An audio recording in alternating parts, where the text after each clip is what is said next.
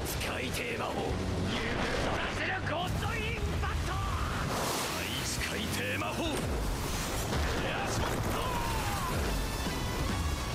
There's something undeniably thrilling about watching an overpowered protagonist dominate in a fantasy world. Whether it's through sheer strength, unmatched magic, or clever tactics, these characters rise above the rest, making every battle and challenge look effortless. If you love watching heroes who can't be stopped, you're in for a treat. Join us at Animeology as we count down the top 10 fantasy anime where the protagonists are so powerful, they redefine what it means to be a legend.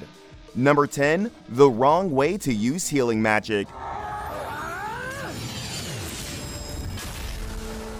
Healing, such a pure skill, but in Ken Usato's hands, it's like a sledgehammer trying to crack a walnut. Our protagonist, the epitome of average, is thrown into a world where everyone's got superpowers and he's the only one who can heal a hangnail. He's summoned to be a hero, but fate had other plans. He's more like a hero's personal medic, a glorified band-aid in the worlds of swords and sorcery. But don't be fooled. Underneath that gentle exterior lies a determination to prove himself. It could be by doing 100 push-ups or by literally ripping his body to shreds. Who cares? As long as he can heal himself, anything goes, right? With the help of his tough-as-nails mentor Rose, who's basically a drill sergeant of healing, it's going to be a bumpy ride, but one thing's for sure, Ken's about to learn more about healing than he ever thought possible. Besides, having abnormalities is not always bad, right? Right? What? You thought you were gonna shake me off just like that? Think again, you dumbass! Nay! Number 9. The world's finest assassin gets reincarnated in another world as an aristocrat. Spinal cord severed. Instant death. Life is too short, so make every second count. You could be so good at your job that you become a target. That's the life of our protagonist, the world's greatest assassin. After getting betrayed by the very organization he dedicated his life to, he's given a second chance in the world of swords and sorcery. But this time, he's not just a hired killer. He's got a mission of epic proportions to stop the world's destruction by taking out the hero. As Luke Tuatha, he's got a whole new lease on life. He's got a noble family, a sword that's probably sharper than his wit, and a whole new set of skills to learn. But even with all that, he knows it's not going to be easy. The hero isn't just any ordinary guy. He's the chosen one, the savior of the land. Watch out! Throw it away as hard as you can! Quickly! Physical reinforcement.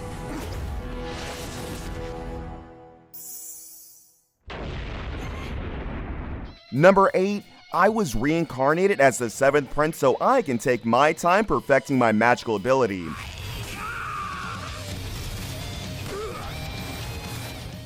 There's a saying, the shorter you are, the closer you are to the ground, but in Lloyd de Saloom's case, it's more like the shorter you are in your past life, the longer you'll spend in your next one trying to prove yourself. Lloyd, our magical underdog, was once a commoner who spent his life chasing after magical stardust, only to find himself constantly outshone by his more naturally gifted peers. But then, like a phoenix rising from the ashes of failed spells, he gets a second chance at life. This time, he's not just a prince, he's a magical midget, a walking, talking mana battery. You'd think his life would be a magical garden of delight, with spells blooming at his fingertips and potions flowing like wine, but nope. The universe, ever the party pooper, decides to throw a demon apocalypse at him instead. It's a classic tale of a man who's finally found his ceiling, even if it involves fighting off monsters that look like they stepped out of a horror movie. And let's face it, who hasn't dreamed of being the hero who saves a day with a well-placed fireball or a particularly impressive lightning bolt?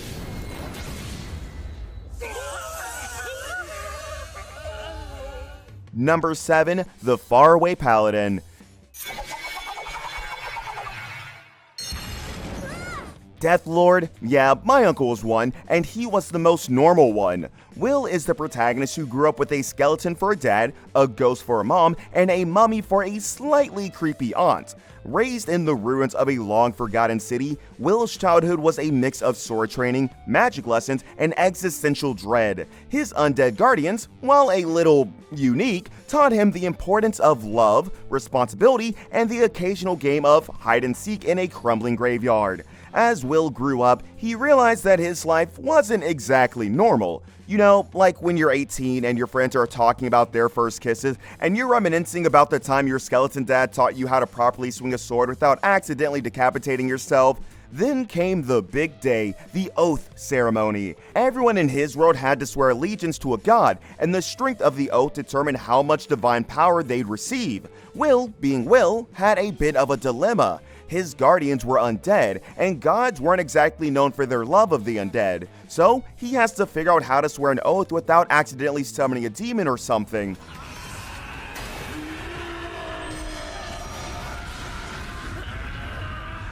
Number 6. A returner's magic should be special.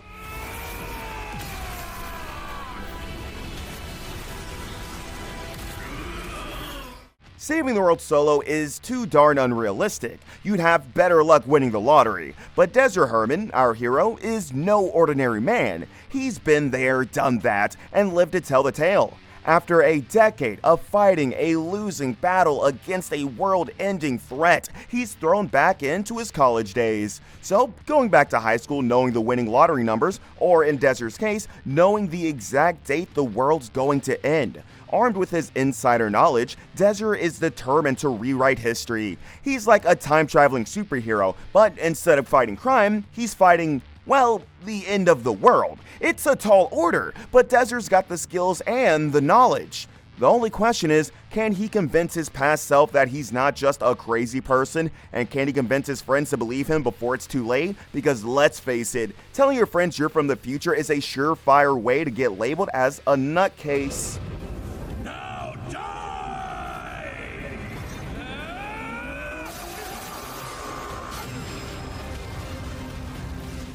Number 5. Ragna Crimson.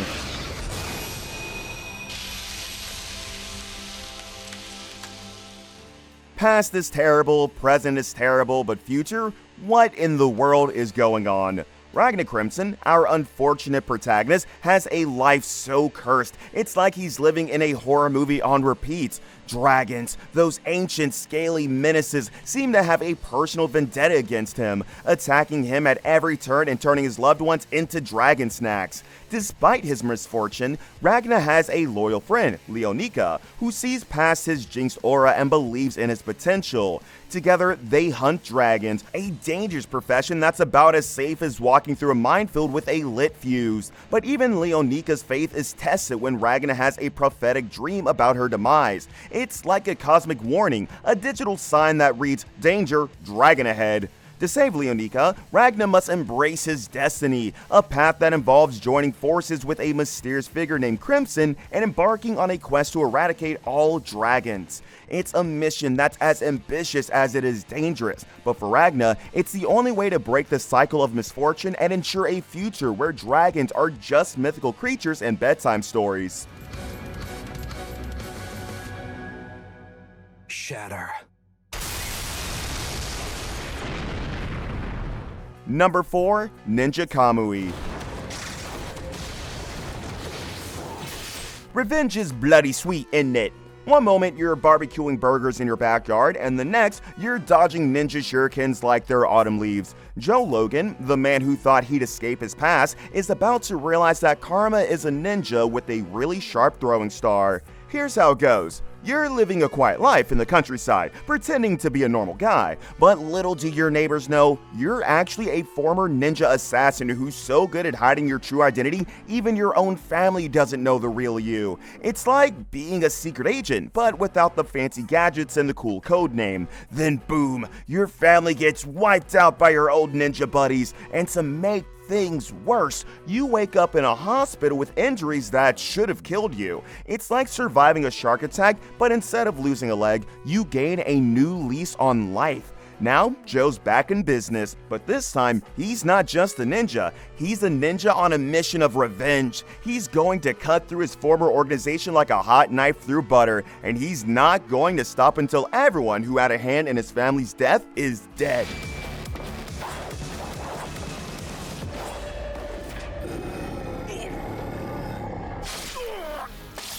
Number 3. Hell's Paradise.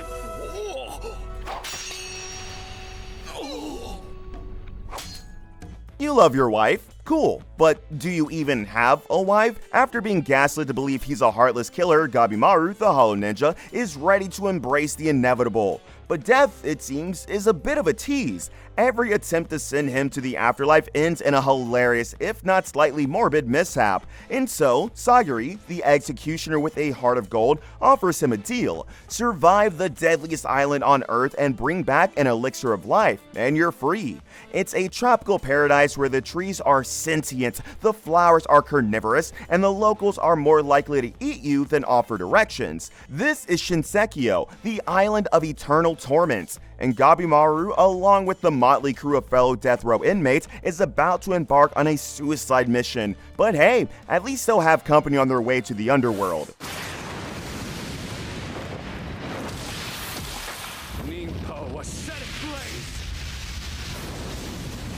Number 2, Wistoria, Wand and Sword. And slay monsters.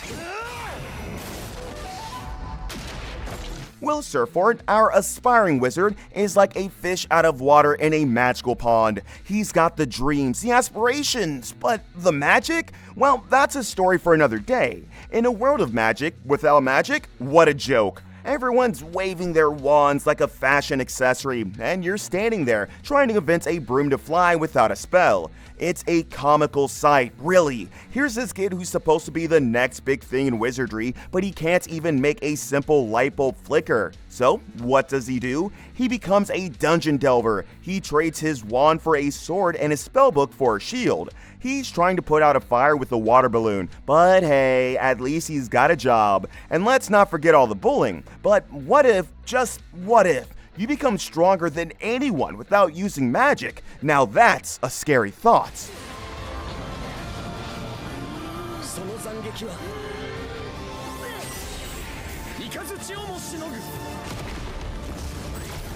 Number 1, the God of High School. Original. Blue Dragon Kick.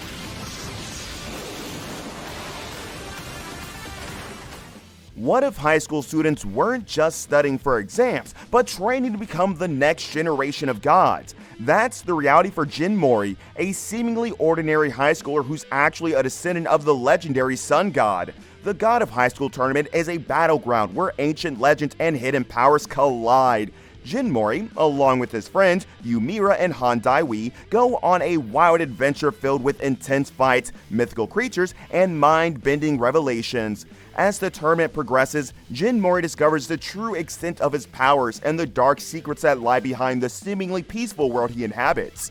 It's a thrilling roller coaster ride filled with epic battles, unexpected alliances, and the occasional existential crisis about the meaning of life, the universe, and everything.